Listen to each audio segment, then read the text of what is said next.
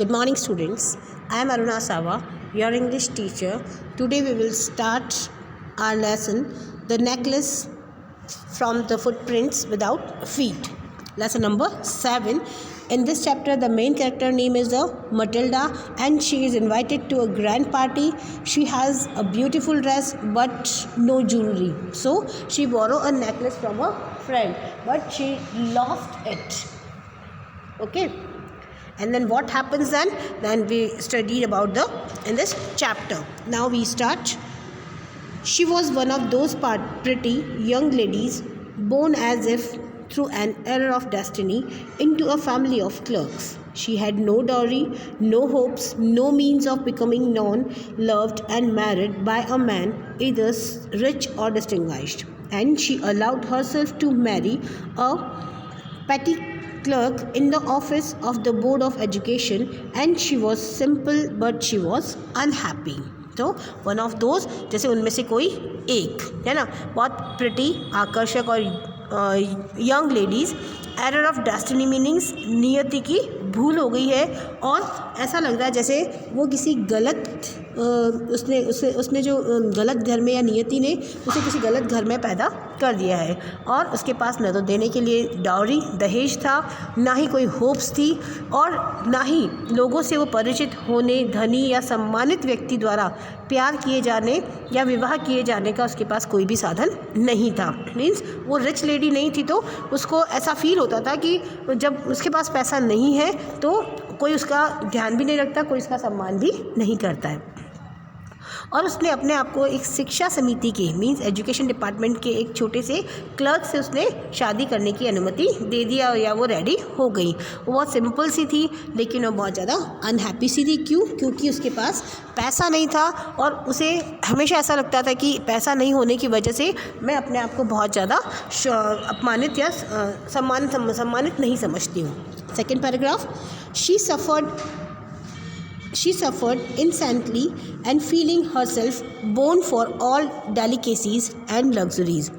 She suffered from the poverty of her apartment and the shabby walls and the worn chairs.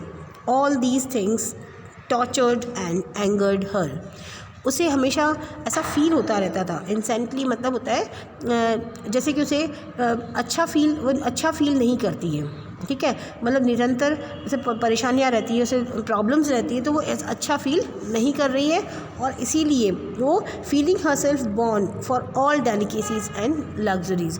ऐसा लगता है जैसे कि उसमें जो डेलिकेसी नजाकत होनी चाहिए, लग्जरीज़ विलासिता के लिए जो है वह उन सब चीज़ों के लिए पैदा हुई थी, लेकिन उसे अपने जीवन में वो सब चीज़ें मिलती नहीं हैं.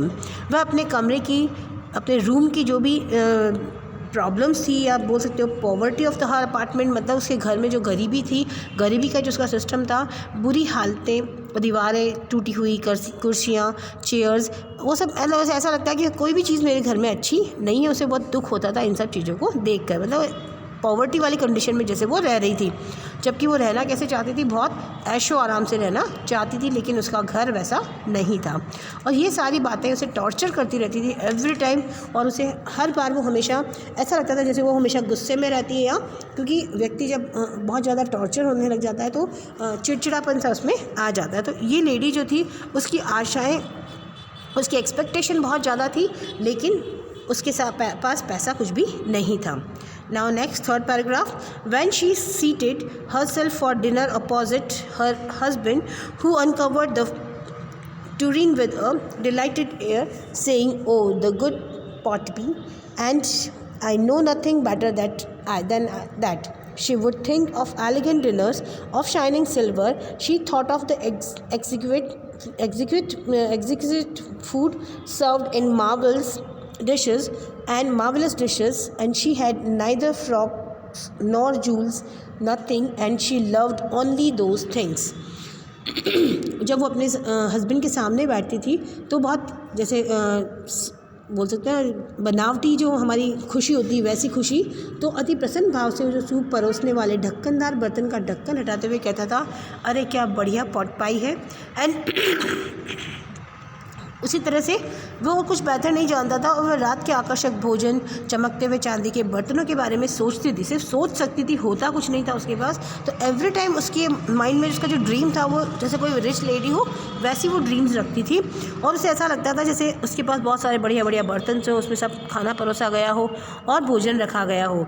फिर थोड़ी देर बाद फिर उसका माइंड जब उस बात से डिस्ट्रैक्ट होता था तो उसे फिर लगता था कि उसके पास कुछ भी नहीं है, न तो अच्छी फ्रॉक्स हैं, न अच्छे ज्वेलरीज हैं, कुछ भी उसके पास नहीं है।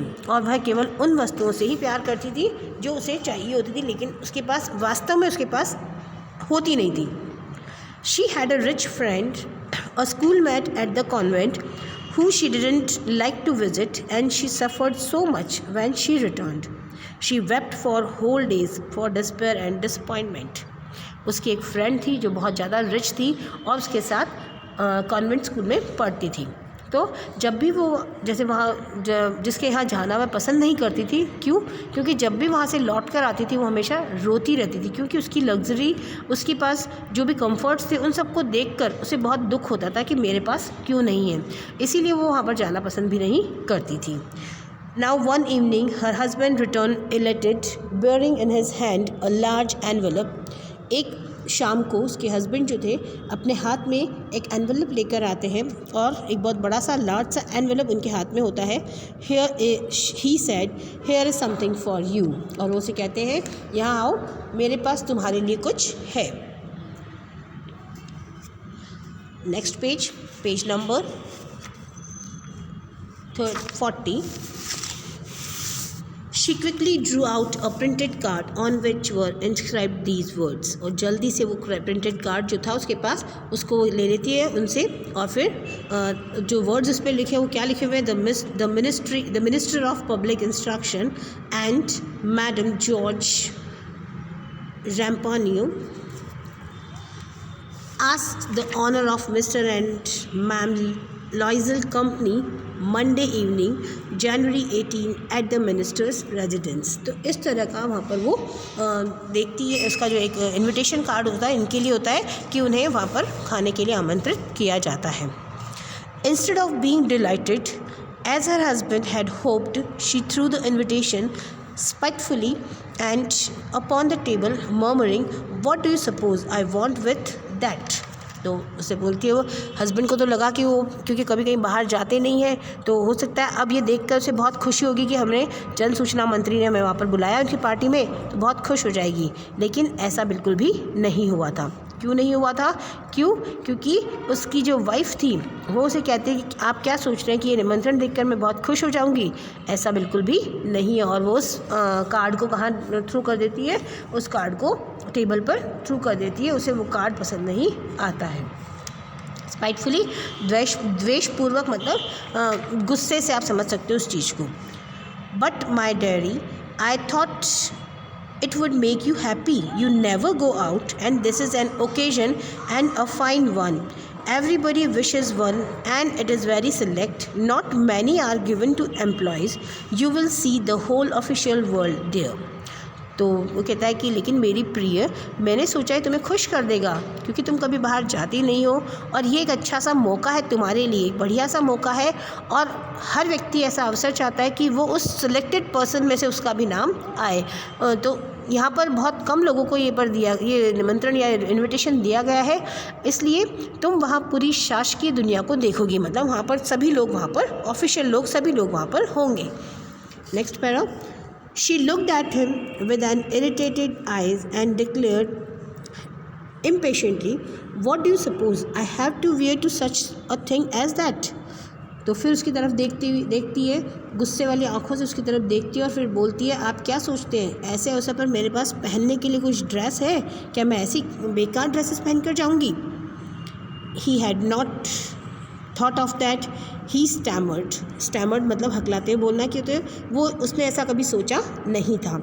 Y the dress you wear when we go to the theatre, तो तुम वो ड्रेस पहन लेना, तुम वो ड्रेस क्यों नहीं पहन लेती जब हम थिएटर जाते हैं तब तुम पहनती हो।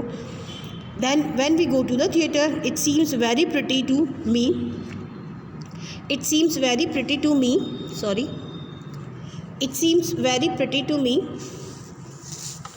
वो मुझे बहुत अच्छी लगती है।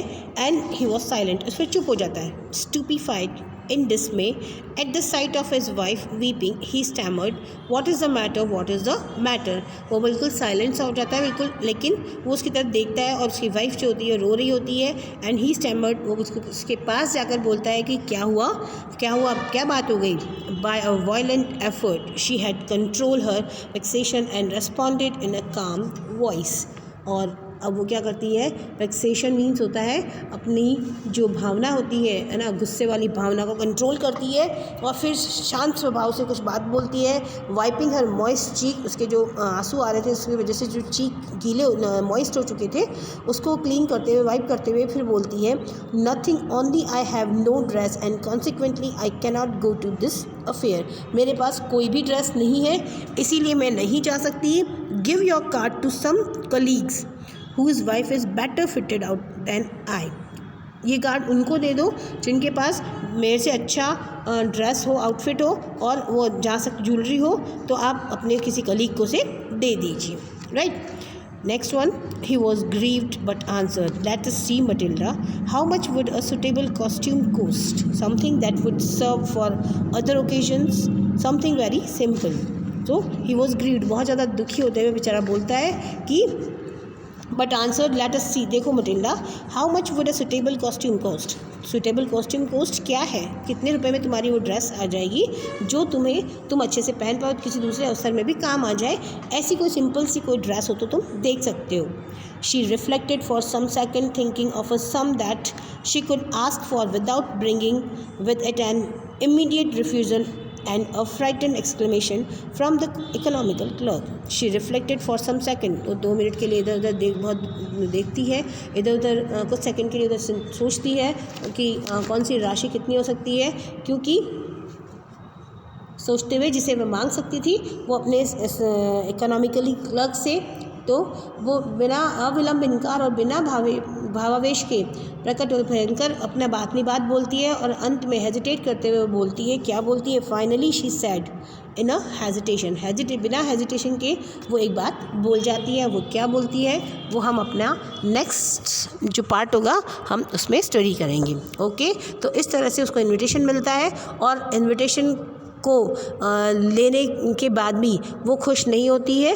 क्यों खुश नहीं होती, क्योंकि उसके पास कोई अच्छा ड्रेस नहीं होता है। ओके, नेक्स्ट वीडियो में देखेंगे। Thank you.